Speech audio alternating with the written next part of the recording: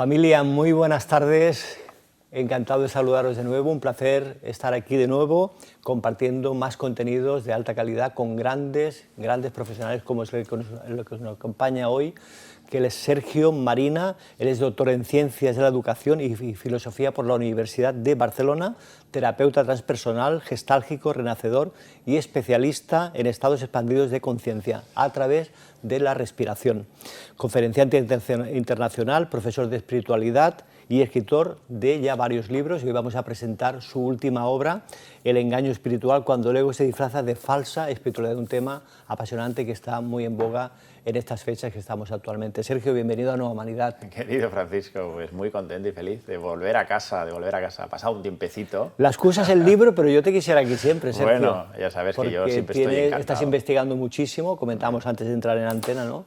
Con ese trabajo que estás haciendo con la doctora Luján Comas, con Nacho Blasco, estáis llegando a sitios que hace quizás 10 años, Sergio, era impensable. Sí, es verdad, Francisco. Yo creo que esta explosión que de alguna manera está teniendo, ¿no? Aunque silenciosa, aparentemente, pero se están haciendo ciertas cosas que, bueno, están llegando y se está expandiendo no solo a nivel de calle, que es muy importante para mí, lo fundamental, que las personas puedan seguir creciendo, seguir avanzando, seguir conociéndose más, sino también en esas instituciones, ¿no? Esas instituciones que quizás tienen pues, unos patrones a veces muy rígidos, muy estancados, y que esté llegando también luz a esos espacios, pues es también bonito, ¿no? Para que poco a poco desde dentro, como no puede ser de otra manera, se pueda ir transformando toda esta sociedad y este contexto en el que también estamos viviendo, ¿no?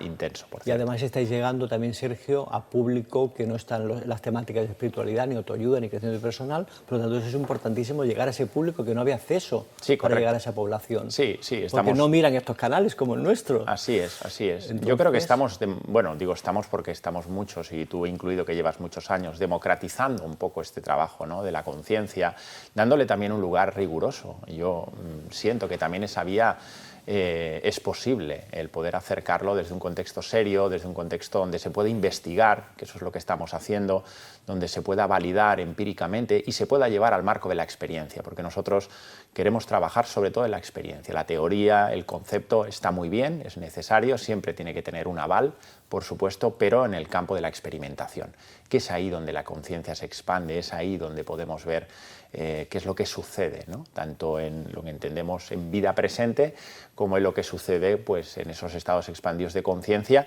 siendo una experiencia cercana a la muerte el grado más alto que tenemos a día de hoy dentro de las expansiones de la conciencia, pero también tenemos otros registros que son los que estamos estudiando, pues lo que entendemos como vidas pasadas, vida intrauterina, ámbito sistémico, en fin, hay una serie de fenómenos, trabajo energético, por aprender y por comprobar. Por supuesto, y eso es lo que estamos validando, es decir, de qué manera a través de esos estados expandidos de conciencia la persona puede llevar a transformar episodios y aspectos internos que son palpables, es decir, que si una persona pues, sentía pues, un cierto malestar, una herida profunda, algo que le perturbaba, pues a través de estos trabajos, cómo eso puede tener un resultado óptimo y positivo en su vida, ¿no? Que al final se trata de eso, que podamos tener bienestar, que podamos acercarnos a pues, esos estados más internos donde conectemos con la felicidad, donde no estemos, ¿no?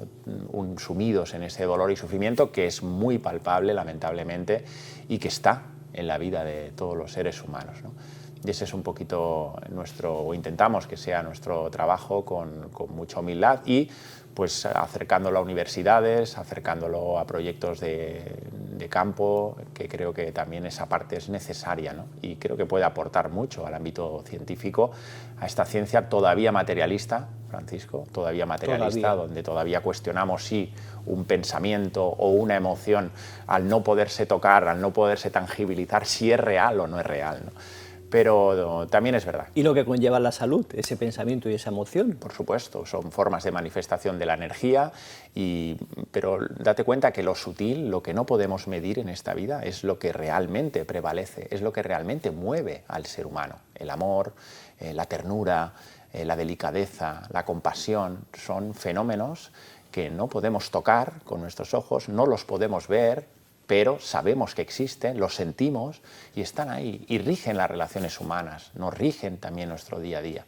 Y eso tarde o temprano tendremos que acercarnos con más profundidad y darnos cuenta de que lo que no se ve, lo que tiene que ver con lo sutil, lo que los sentidos corporeomentales no pueden tocar, pues allí tenemos gran parte de la expansión, del desarrollo en conciencia del ser humano. ¿Y cómo se sigue insistiendo actualmente en el mundo médico, Sergio, en el cuerpo físico?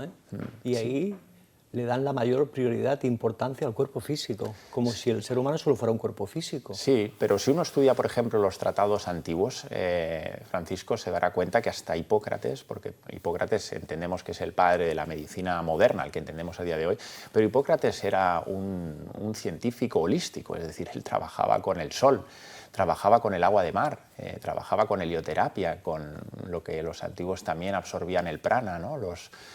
Sobre todo los egipcios, ¿no? con la captación de sol, trabajaba con plantas, es decir, el concepto de holismo ha sido un legado que ha estado siempre, ¿no? Pitágoras, por ejemplo, el padre de la filosofía, el padre de la ciencia, él era un gran sanador, sanaba con los números, entendía el cuerpo físico, entendía el ámbito energético de un ser humano, entendía cómo funcionan las emociones, cómo funcionan los pensamientos, es decir, y la dimensión espiritual. Y eso ha sido siempre. Y yo estoy convencido también que esa convergencia entre ciencia, filosofía, espiritualidad, llegará un momento que volverá otra vez a unirse, como siempre fue. Es verdad que en un momento dado, ya sabes, la historia ya más cartesiana, ¿no? Más newtoniana, empieza a separar, ¿no? Empieza a diseccionar el ser humano. Por piezas. ¿No? Por piezas, ¿no? Y empezamos a creernos que, especializándonos en algo, quizás podemos tener más profundidad. Y es todo lo contrario. Porque cuando uno percibe que simplemente un pensamiento de un dolor de cabeza nos afecta a nuestro cuerpo físico, porque nos duele la cabeza, pero nos cae también el nivel de energía cuando nos duele la cabeza. Cuando nos duele la cabeza, nuestro ámbito mental se perturba, empezamos a tener pensamientos, fíjate cómo estoy, ¿no? Y se activa el ámbito emocional. Es decir, no podemos separar ninguno de los cuerpos porque todos son interdependientes entre sí, ¿no? Entonces, bueno, yo también quiero destacar la labor de grandes médicos, profesionales, sanitarios, terapeutas, que cada vez más se están atreviendo pues, a dar un paso hacia adelante y ir en esa línea de ver el ser humano como un todo, como siempre fue, insisto, siempre fue, ver a ese ser humano como un todo, uniendo la dimensión personal y la dimensión transpersonal, la espiritual. Y una opera a través de la otra. Entonces no podemos obviar esa dimensión personal. ¿Y no son independientes? Claro, no podemos percibir que somos solo un trozo de carne que tiene un cierto problema en un momento dado y ahí nos quedamos, ¿no? Y hay que reparar eso cuando, ¿no? Porque nos damos cuenta, y sobre todo en estos trabajos de expansión de la conciencia, que las memorias, cuando hay memorias atrapadas, muchas veces tienen origen en otras existencias, eso lo vamos replicando. Y el inconsciente crea asociaciones neuropsicobiológicas en el cuerpo donde replica una situación de hace 3000 años que pude morir ahogado y a día de hoy sigue habiendo una memoria emocional que cada vez que pongo los pies en el agua se activa la emoción. ¿Cómo puede ser? Pues no lo sabemos, pero sí que sabemos que ahí hay una carga. Y cuando vamos al origen y quitamos esa carga emocional, ese problema muchas veces se resuelve. Claro. Entonces, ¿lo estáis viendo con estos estudios que estáis realizando? Claro, estamos viendo pues, aspectos de todos los tipos, desde miedos, fobias, desde bloqueos, adicciones, a todos los niveles, también incluso. Adicciones. El patrón adictivo tiene también muchas veces un origen traumático, a veces en una vida anterior donde se ha podido desencarnar de muchas maneras y hay una parte del alma que se queda fragmentada en una experiencia y ahí se queda una parte de energía. Ahí hay una parte de nuestra alma que se quedó con una información todavía en ese lugar y en ese tiempo. ¿Qué es lo que sucede? Que cuando nosotros encarnamos, que vamos con esa información, pues sabemos que algo pasa, no le ponemos nombre, no lo identificamos y lo que hacemos es buscar estrategias, a veces inconscientes, para intentar calmar y evadirnos de ese dolor, ¿no? Entonces esos temas adictivos muchas veces tienen que ver con patrones repetitivos, mecánicos que vienen de otros lugares, incluso de la vida intrauterina. La estamos estudiando sobre todo en términos de estrés y ansiedad.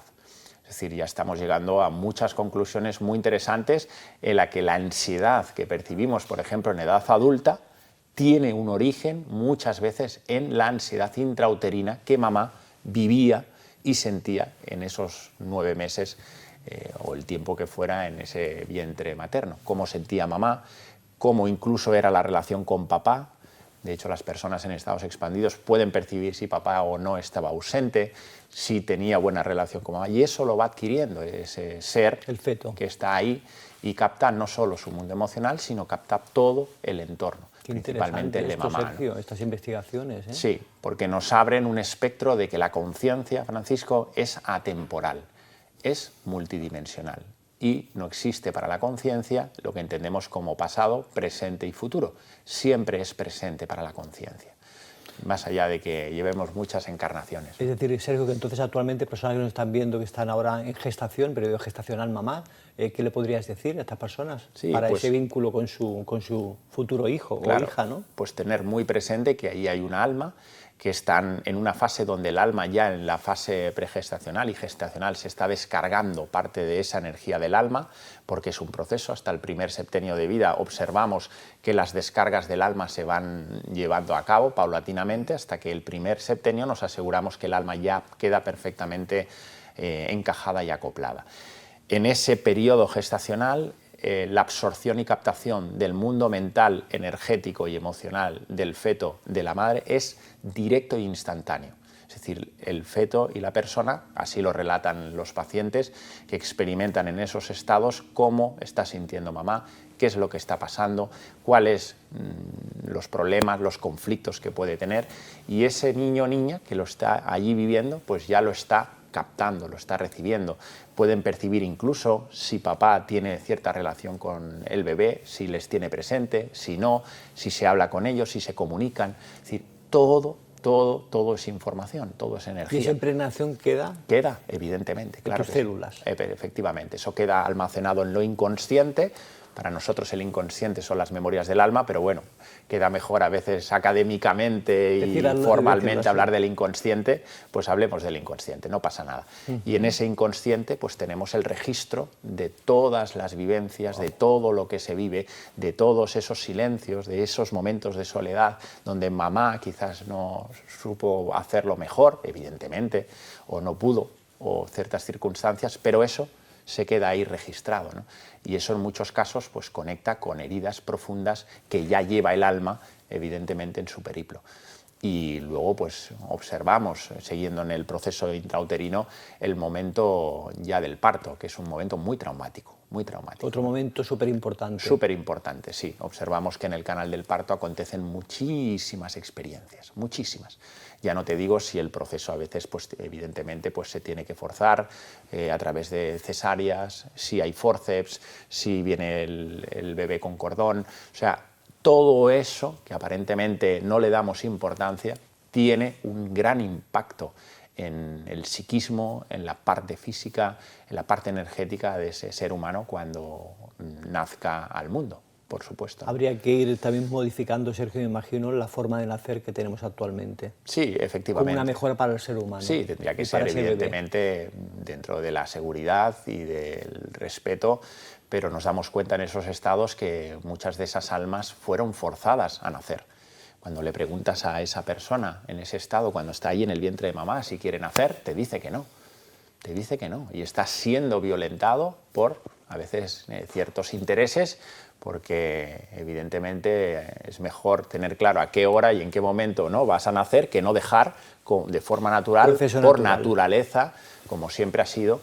La sensibilidad de la mujer en estos casos es muy grande, la intuición de la mujer es muy potente y sabe perfectamente si se le deja y está perfectamente capacitada, ¿no? Tiene una maestría, siempre ha sido así. Las mujeres antiguas parían en los árboles, eran ritos iniciáticos completamente.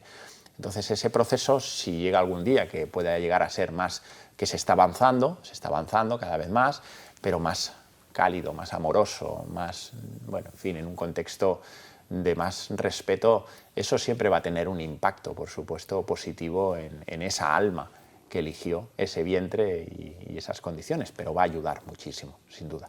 Esto va a ayudar mucho, Sergio, seguro, porque ese ser humano va a nacer ya con menos trauma en sí mismo. Así es. Y va a tener mucho más trabajo, menos trabajo, perdona, a resolver en esta vida. Sí, así es. Son pequeñas mochilas que podemos ir ya de alguna manera quitando, ¿no? Que no se vayan acumulando con todo ese viaje que viene el alma, que es un viaje largo y de muchas, en fin, situaciones, ¿no? Experiencias.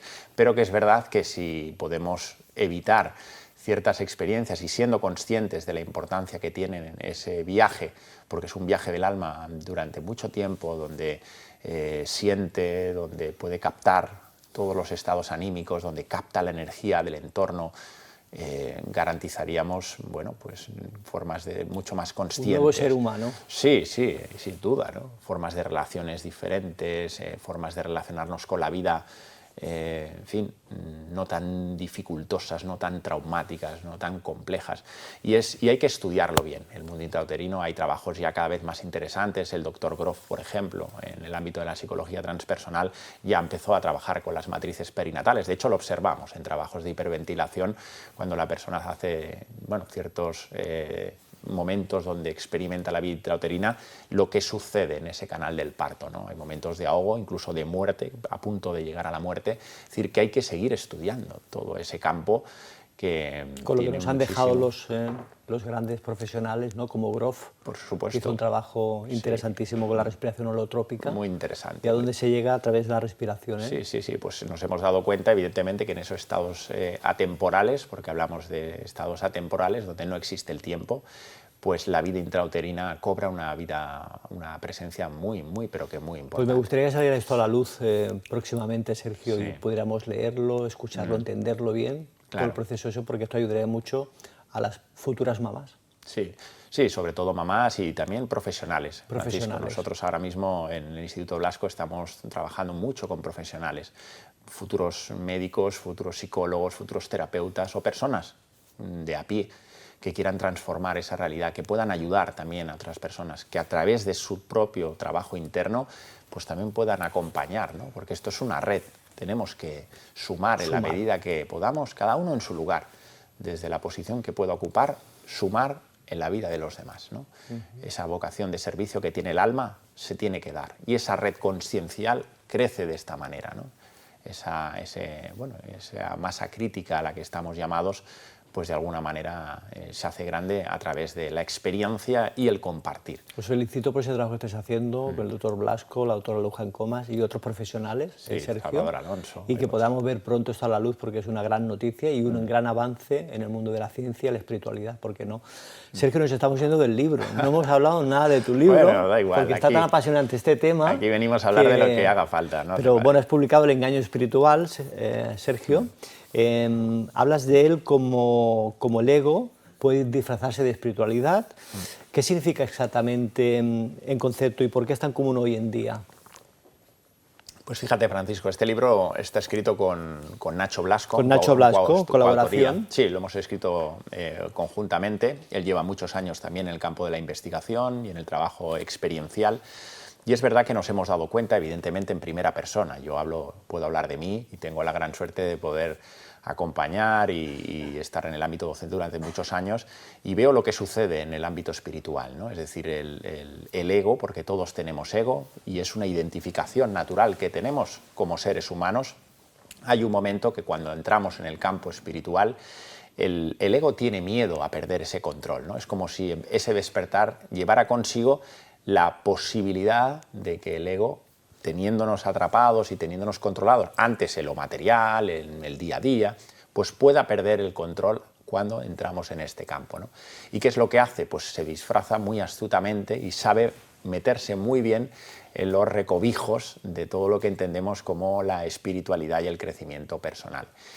Y a veces, sin darnos cuenta, caemos en esa falsa espiritual, en creernos espirituales y estar muy alejados de lo que verdaderamente importa en muchos casos, ¿no? Que es trabajar nuestra dimensión personal, esa dimensión física, esa dimensión emocional, psicológica, por supuesto, energética, y nos escudamos en el paraguas del yo soy espiritual, en el que hago ciertas prácticas, incluso, bueno, yo medito, yo hago yoga, pero en lo verdadero y en lo relevante, que es el conocerme bien, el ver dónde me duele, mis heridas, ¿no? Esa parte sombría, pues empleamos esta espiritualidad como mecanismo de evasión.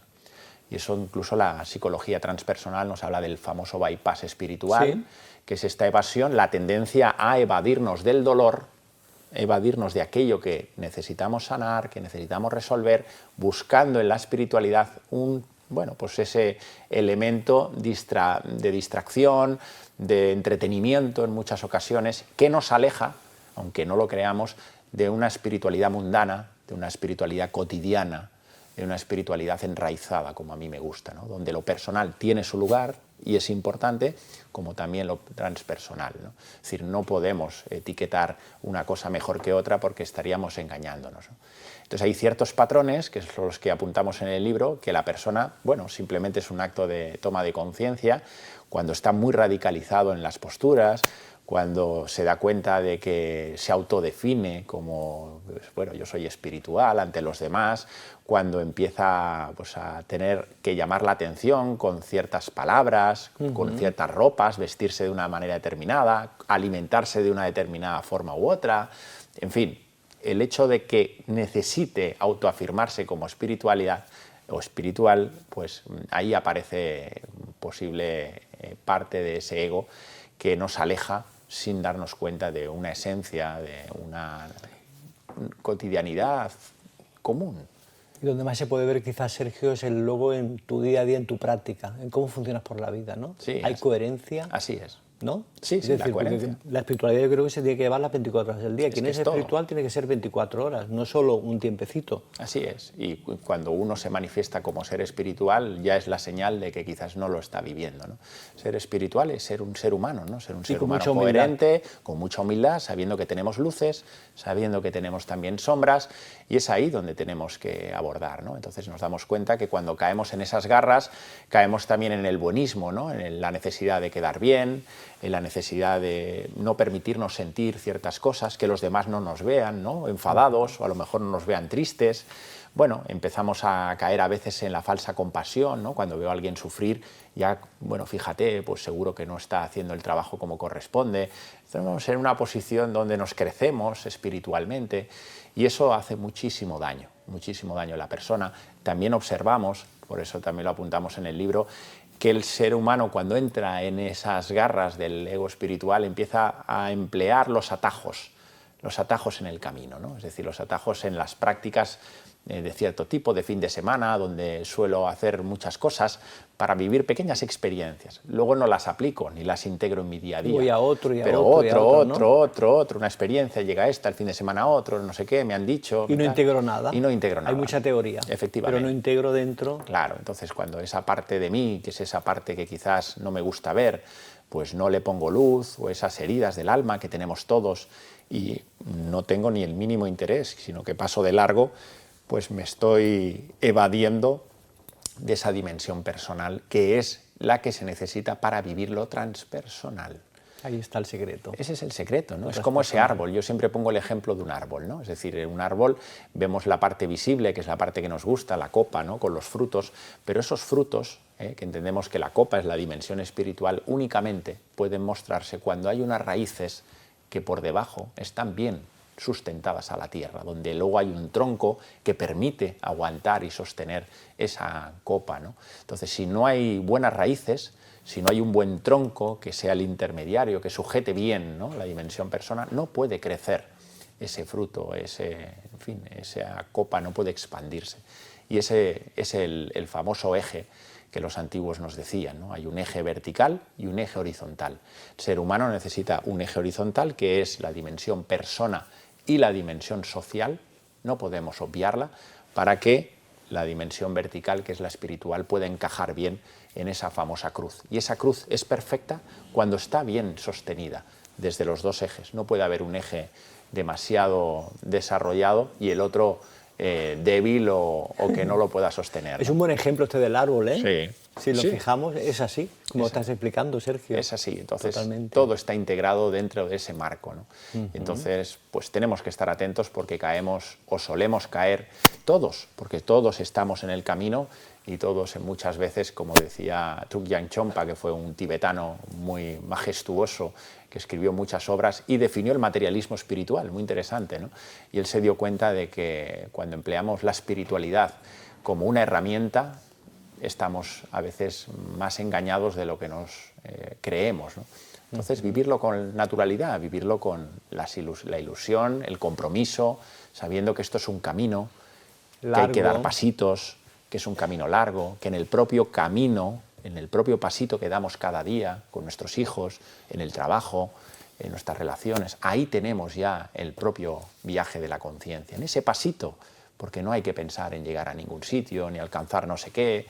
Todo eso son distracciones, son pequeños engaños que nos vamos creando, ¿no? Ni por tanto, Sergio, tampoco hay que seguir constantemente viajando a países místicos, ¿no?, y espirituales, sino el viaje interior es lo principal que tendría que hacer el ser humano, más que plantearse viajar a la India o a Egipto, totalmente, o a Jerusalén, ¿no? Sí, sí, totalmente, Francisco. Hablamos de eso también. Es otra ¿no? pasión también, el sí, tema claro, de viajes al ego le encanta. Iniciáticos espirituales, ¿no? Al ego le encanta ese soporte que pueda tener y sobre todo busca mucho la imitación, el ego espiritual, el buscar idealizaciones. Por eso el gurú, el maestro, busca el referente, busca mimetizarse con alguien, ¿no? Y hay que salir de todo eso, ¿no? Ya lo dice el budismo, cuando veas al Buda, mátalo. Si ves al Buda por el camino, mátalo. ¿Y eso qué quiere decir?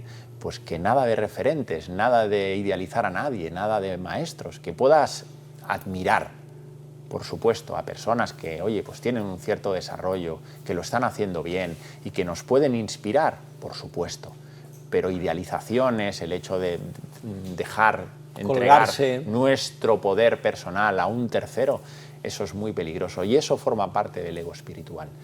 El pensar que a lo mejor, y lo he visto muchas veces en muchas personas, el hecho de pensar que si se van a más de 3.000 kilómetros de su casa, allí van a encontrar no sé qué, y todo lo contrario. La iluminación. Porque esas mochilas que todos tenemos de alguna manera, cuando salimos y buscamos otros espacios, se intensifican mucho más, porque perdemos parte de nuestras raíces, perdemos parte de nuestros anclajes, y es desde ahí donde tenemos que trabajar, ¿no? Entonces, cuando pensamos que lo que hay fuera nos va a solucionar la papeleta, pues nos estamos engañando. Y eso es ego espiritual en toda regla, ¿no? El lugar no es el lugar, sino eres tú. Efectivamente, ¿no? Le dedicas un apartado al tema de los maestros espirituales, Sergio. En tu experiencia, ¿qué riesgo existe? Como hemos comentado, ¿hay más riesgos que puedan existir? Sí, por supuesto. Con estos maestros espirituales. Para mí no existen los maestros. O sea, yo en esto siempre lo tengo muy claro, ¿no? Yo tengo mucha admiración por la sabiduría antigua, por supuesto, y por personas a día de hoy que lo hacen bien. Pero no hay que entregar esa soberanía, ese poder personal, no se lo podemos entregar a nadie. Nos pueden ayudar en un momento dado, sí, por supuesto, ¿no? Pero luego hay que volar, luego uno tiene que afrontar su propio viaje, con sus luces, insisto, con sus sombras, con lo que nos duele, con lo que nos disgusta y con lo que tenemos que resolver. Pero no podemos quedarnos fascinados y atrapados en ese mundo, porque eso te aseguro que luego te deja sin referentes, te deja descolocado y no te deja con un horizonte, con un sentido de vida claro.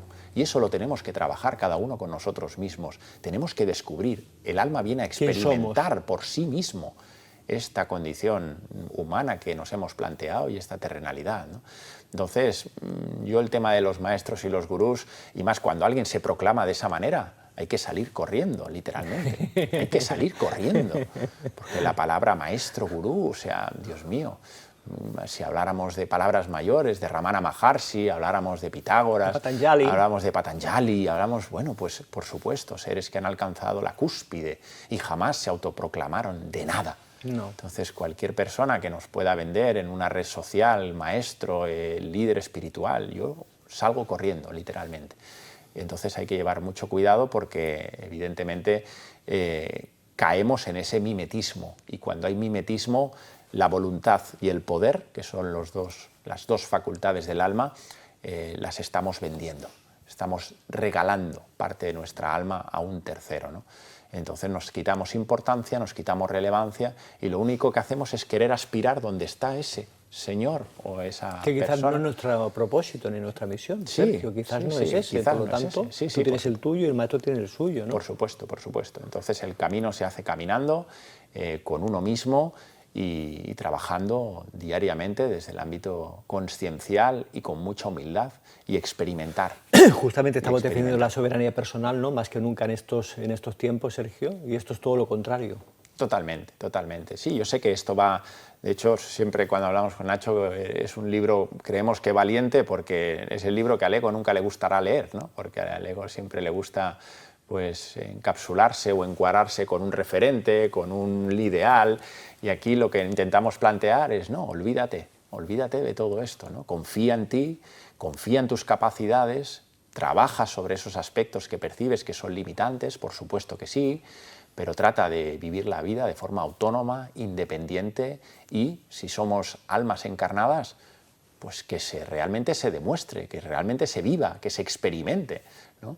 Y salgamos de tanta, pues eso, a veces, concepto, de tanta teoría, de tanto... La vida es experiencia, Francisco. La vida es experiencia. Se crece en autoconciencia, en experiencias. Y el alma no crece leyendo libros. No. Puede aportar, pero no crece y se expande simplemente viendo o escuchando o lo que sea. Es experimentando, es relacionándonos con la vida. Y es ahí donde tenemos que llenar esa lámpara de aceite, como decía Cristo Jesús, a través de esas experiencias, donde yo me caigo, donde me vuelvo a levantar, donde observo cuáles son esos patrones en mi vida que me impiden avanzar, mis miedos, mis resistencias, mis bloqueos. Ese es el material que tenemos que trabajar, ese es el material donde tenemos potencialidad, esa es esa rectificación, ¿no?, del Tikkun que nos hablan los cabalistas. Donde hay dificultad está ahí la cara de Dios, ¿no? Está ahí el mensaje, ¿no? Entonces, no huyendo a los montes, claro, ni en solitario. Efectivamente, entonces lo tenemos aquí cerca de nosotros, que está en nosotros, con lo cual no necesitamos de mucho más allá. Eso sí, voluntad, constancia y perseverancia. Esto no es un camino fácil, y de hecho lo decimos en el libro, los atajos espirituales no existen. No existen. Que nadie se deje engañar, ni por un método de no sé qué, ni por un viaje a no sé dónde que vas a alcanzar no sé cuántos. El viaje de la autoconciencia es un trabajo de pico pala, de caminar, caminar y caminar, de vivir, de experimentar, de paso a paso, ¿no? Y que lo espiritual también, Sergio, está en lo cotidiano. Claro. Eso hay que tenerlo muy claro. Por supuesto. Esta discusión con el vecino también forma parte de la espiritualidad. Por supuesto, claro. Y aprende, seguro. Claro, y no podemos excluir esas conversaciones, ¿no? Al final es desde qué lugar estás viviendo las cosas en tu vida. ¿Desde qué ángulo lo vives? Da igual si te relacionas con el vecino del tercero segunda o con el frutero que te atiende cada mañana. Es desde qué lugar hay que observarse, desde qué ángulo lo estás haciendo. Si lo estás haciendo desde un lugar mucho más centrado, equilibrado, abierto a todo, oye, pues si hay un momento que uno tiene que tomarse unas cervezas o hablar de cosas terrenales, no pasa nada. No es excluyente de sentirte una persona íntegra, de una persona, en fin, que tenga unos valores, que tenga... Si va en coherencia contigo, ¿por qué no, Claro, Sergio? efectivamente. Entonces nos damos cuenta que en el ámbito espiritual hay muchísima represión, se reprime mucho, ¿no? Esto sí, esto no, esto es espiritual, esto no es espiritual. Y luego damos una imagen todo lo contrario, ¿no? Porque ahí la sombra personal lo que hace es contenemos muchísimo lo que nos gustaría y lo escondemos para que los demás no nos vean que no somos espirituales, pero cuando nadie nos ve o quizás en casa, pues perdemos los nervios, tratamos mal a nuestros seres queridos y todo es ese flujo, ¿no?, que no dejamos que salga de forma natural, una energía cotidiana que tiene que estar y tiene que estar integrada en la vida de las personas, ¿no? Porque espiritualidad tiene que ver con terrenalidad y terrenalidad tiene que ver con espiritualidad, no son excluyentes, es la misma energía que se manifiesta en los diferentes aspectos de la vida. Y por eso también estamos aquí en la Tierra, para experimentarlo, sentirlo y vivirlo. Claro. Si no, no tendría sentido estar aquí, nos hubiéramos quedado arriba en Claro, otro plano. claro, Sergio. y porque por eso elegimos el planeta Tierra. El planeta Tierra también, dentro de lo que sabemos a nivel espiritual, es un planeta de progresión lenta, que se dice. De hecho, los antiguos hablaban de la Tierra como un planeta no sagrado. Eso quiere decir que va muy lento, que hay mucha densidad y que las almas vienen aquí y venimos. Por eso dicen que hay cola, ¿no? Para bajar, ¿no? Claro, porque hay mucha densidad y las almas aprenden, experimentan y evolucionan, aunque sea una locura, pero se puede ver toda esta gama de polaridades tan grandes que hay. Podemos pasar del frío al calor en instantes, del placer a la tristeza en segundos.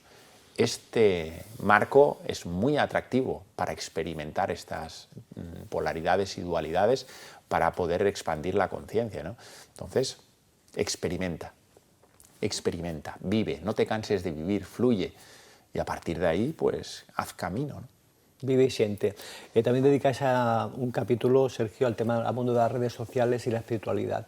¿Qué está ocurriendo actualmente en las redes sociales, en el campo de la espiritualidad, la autoayuda, el crecimiento personal? Bueno, pues como Ese todo, escaparatismo. Francisco, tiene su doble lectura, ¿no? Como todo, ¿no? Pues si hablamos de la inteligencia artificial, pues también tiene su doble lectura, ¿no? Es decir, hay una parte que ha ayudado mucho a difundir pues, aspectos que son importantes y que se pueden dar a conocer para que las personas puedan tener acceso, pero también hay su otra polaridad donde se ha abierto de tal manera cantidad de información donde, bueno, a veces mirar las redes sociales simplemente es un escaparate de compra, de mercadillo. De hecho, le dedicamos un capítulo al mercadillo espiritual, ¿no? Es decir, hoy en día tenemos no sé cuántas herramientas, no sé cuántas ofertas, que hay que ser también serio, hay que ser riguroso y hay que ver dónde nos acercamos, con quién prestamos nuestro cuerpo, nuestra energía, ¿no? Entonces, tiene su lado bueno y su lado también oscuro, ¿no? Donde, bueno, en fin, hay que saber tener discernimiento Elegir para muy saber bien, elegir, ¿no? discernimiento. Dentro de este mercadillo que comentas, Claro, Sergio. claro, porque uno tiene que... Porque hay muchísimo actualmente. Sí, claro, hay muchísimo porque se ha diseccionado también, o sea, inconscientemente estamos haciendo lo mismo. Creemos que súper especializándonos en no sé qué, vamos a... ¿no? Y entonces, si no tenemos esa visión holística de la vida y esa visión transpersonal de las cosas, a veces es difícil encontrar ese lugar que nos corresponde, ¿no? ¿Y cómo saber, no, si este curso, este taller es para mí, ¿no? Sergio, ¿desde dónde Bueno, yo creo que, percibo esto? claro, yo creo que uno tiene primero que dejarse sentir, ¿no? y ver en qué punto está, ¿no? Si lo está haciendo por necesidad, lo está haciendo por ese picoteo espiritual del que hablamos, del que necesita experimentar diferentes cosas para darse cuenta, entonces primero ver qué necesidad tiene uno, ¿no? Pararse, aquietarse, quieto. No necesitamos hacer tanto. No necesitamos tanto, o sea, más necesitamos estar más con nosotros mismos, estar tiempo donde nosotros podamos experimentar soledad, donde podamos recogernos, tener contacto con nuestro foro interno, no tanta experiencia, ¿no? Y a partir de ahí, con ese viaje que uno puede hacer de interiorización, de sostenerse a sí mismo, a sí misma, ver qué es aquello que realmente su alma necesita, ¿no? Y asegurarse bien de que evidentemente pues, lo que se está y lo que se vende pues no solo es un recreo espiritual que a veces puede salir caro porque las experiencias cuando llegan a un cierto grado tienen que tener una integración. No es vivo una experiencia y la dejo abierta. Es decir, no se puede trabajar así, ¿no? Eso tiene que tener una integración. No es vivo una experiencia la que sea y ya está, y me voy a mi casa. No, eso tiene un marco luego que hay que saberlo integrar para que en el día a día eso se pueda digerir muy bien, ¿no? Porque si no, eso se quedaría en la teoría, Sergio, Sí, y no en la práctica ni en la integración. Claro, y al final el alma se lleva lo que integra, lo que no integra no se lo lleva. O sea, será una práctica más que pasa en tu vida, pero eso tiene realmente un poder y tiene una transformación cuando lo que experimentamos, porque tiene que ser experiencial, se integra en nuestro inconsciente, en nuestra alma y en nuestro psicocuerpo. Entonces, claro, esas experiencias tienen que estar bien dirigidas, tienen que saber el marco de seguridad adecuado, tienen que luego tener un acompañamiento concreto, es decir, tenemos que velar para que todo lo que hagamos cumpla con unas garantías de profesionalidad, de ética, y no vale cualquier cosa a cualquier precio, ¿no? En fin, a mí, por ejemplo, la mediumnidad, Francisco, igual soy un poco fuera del tal, yo he conocido la mediunidad potente, ¿no? Mediunidad a un nivel muy auténtica, mediunidad de investigación, ¿no? He sido un amante de la doctrina espírita, he leído todas las obras casi de Chico Xavier, de Edgar Cayce, los grandes psíquicos, sí, claro, los grandes psíquicos, la mediunidad, ¿no? Me ha gustado la mediunidad científica, el proyecto Skoll, por ejemplo, ese gran trabajo que se hizo durante 6 años.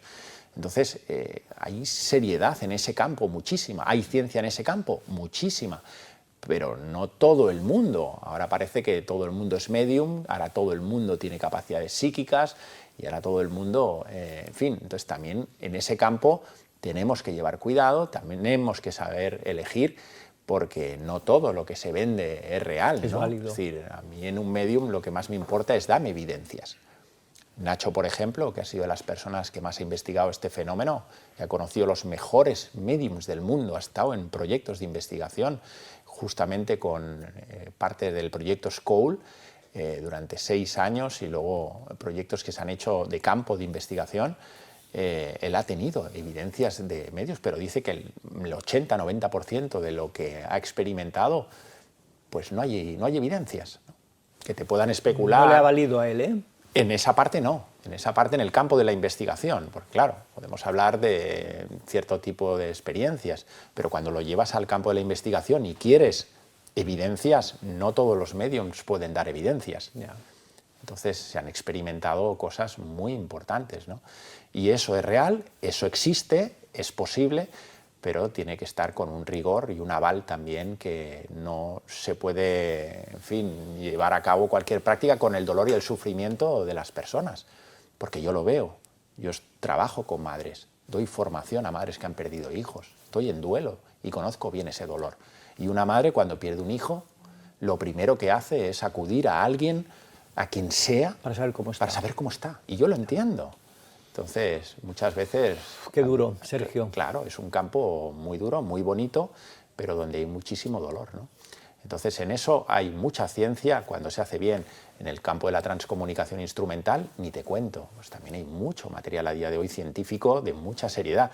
Entonces, tenemos que saber elegir bien, y eso es lo que hay que saber discriminar, que no nos quedemos atrapados en ese reel o en ese no sé qué, que nos fascine y que luego pueda ser un fiasco, ¿no? Que sea un guau a priori, pero luego la práctica no es así. Claro, efectivamente. Sergio, El engaño espiritual, cuando el ego se disfraza de falsa espiritualidad, ya a la venta, desde aquí lo recomendamos, publicado por la editorial Luego hacen Mi Pluma.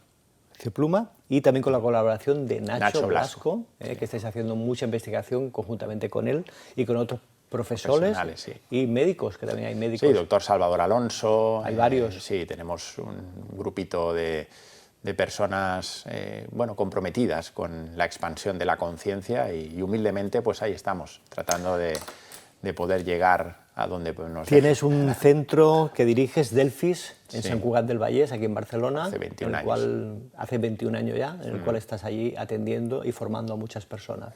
Sí, Sergio. sí, así es. Pues adelante con esa labor, con la investigación, y que se puedan unir la ciencia y la espiritualidad de una vez por todas, Sergio, que ya toca. Así es, gracias. Un abrazo grande, Sergio, por Gracias, estar aquí, Francisco, por tu tiempo. Y enhorabuena por el proyecto, a seguir adelante. Claro que Gracias. sí, un abrazote.